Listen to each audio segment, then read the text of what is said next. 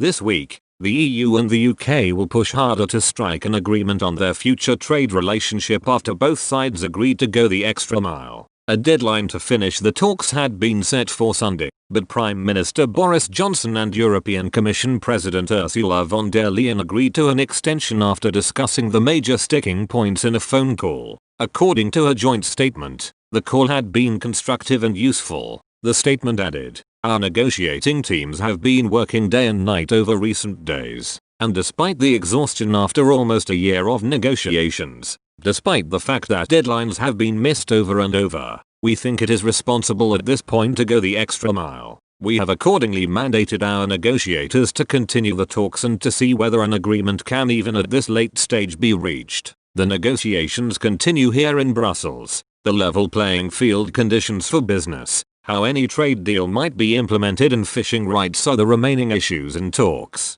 Alan Winters, director of the Trade Policy Observatory at the University of Sussex, claimed there is clearly something Mr. Johnson and Ms. von der Leyen are not telling the public. He said, "It seems extraordinary that these set of issues have been around for 6-7 months. I reckon there is something else going on, something they are not telling us. Remember that 99.8% of the economy is not talked about in the press. It is just very strange that we have been fixed on just these three issues. Moreover, according to Mr. Winters, even if a deal is struck, it might take a long time before the future relationship is finalized." Mr. Winters predicted that a series of mini deals that fall outside the Free Trade Agreement, FTA, will have to be negotiated well after the end of the transition period. He said, "If we get a deal, we will start negotiating again with the EU on all sorts of things that lie outside the FTA or at least that are in that grey area. Things for instance like airline landing,